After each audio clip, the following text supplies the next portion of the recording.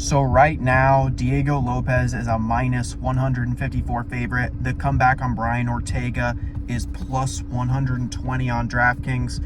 And guys, I like Brian Ortega here.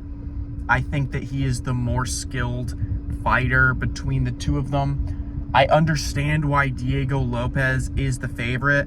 He's looked quite good. He's coming off of a string of 3 first-round finishes and a loss to Movsar Evloev, which was a short notice loss, which he looked very good in. So I totally understand why Lopes is the favorite here. I just don't think that it's an accurate line. Lopes is really good, but someone like Brian Ortega has only lost to the absolute cream of the crop in the division. He really only has losses to Max Holloway and Alexander Volkanovski.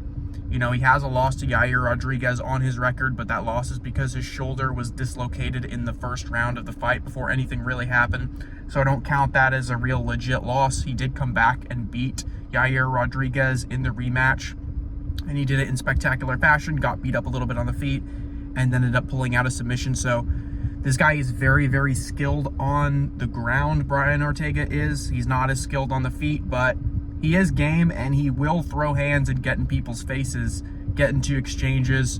He's got a very good chin. I don't think he's ever been finished or knocked out or anything like that. He has been beat up quite a bit by Max Holloway, by Volkanovski, but it's just not the way that he generally loses, getting beat up. He has never been subbed, and I just feel like the level of competition is going to make a big difference here. I don't think Ortega should be an underdog because, you know, if you look at Diego Lopes's finishes so far, really they have been against quite low-level competition. Yes, Sadiq Youssef is good, but he's been on a decline recently, and he has never been the same level as Brian Ortega has. He also does not have much of a ground game. You know, Pat Sabatini is a guy who is a blanket wrestler. He has never really had submission ability. He's never had striking ability.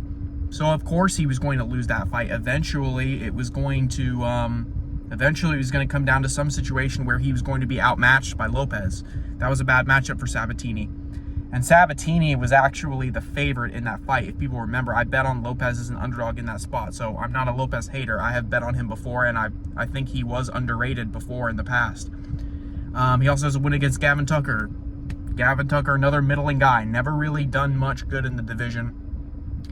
And so I do like Diego Lopes. I think he's good. I think he's got good striking, but I think someone like Ortega is only going to lose to very well-rounded fighters, like an Alexander Volkanovski, like a Max Holloway, who maybe you wouldn't call super well-rounded. He's a bit one-dimensional, but he actually has incredible takedown defense, and he has good grappling and decent wrestling when he does go to the ground. So even though he's a stand-up fighter, Max is quite well-rounded. And Diego Lopes has been subbed before. I mean, this is a guy with 6 professional losses. This is not some undefeated guy. Brian Ortega has literally only genuinely lost to 2 featherweight champions. So he's consistently quite underrated. Part of it is because he is not a very technically refined fighter. Guys, the most technically refined people are not always the ones that win fights. If you watch the Joe Rogan interview with Tank Abbott, he talked a lot about fighter fortitude, the ability for someone to go through adversity and come out. And Brian Ortega has that in spades. So I like Brian Ortega. I already have like 2.5 or maybe 2 units on him. I don't remember off the top of my head, but I've got him as high as plus 135. If the line keeps going backwards, I will bet more on him. I do like him here. I think that the path to beating Diego Lopes is having sufficient ground and pound. I don't think Ortega is going to TKO him.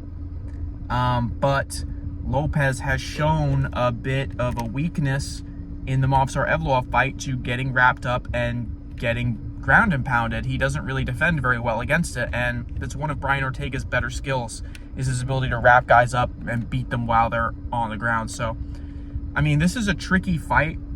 You're getting 2 guys who are very skilled on the mat, and I wouldn't say they're both very skilled strikers, but they are both very game strikers.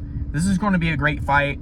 I just think that someone the level of Ortega as an underdog, I mean, he's basically, you know, he's kind of like one of these dudes that he has the ability to be champ, but he's come up against dudes that are hard to beat. Guys like Volkanovski, guys like Max. I mean, those guys are nightmares for any fighter to fight. So the fact that he's had this success in this division, I don't take that lightly, and I am going to be on him in this spot. So give me Brian Ortega at plus money on DraftKings, guys. Keep it locked in. More coming later this week.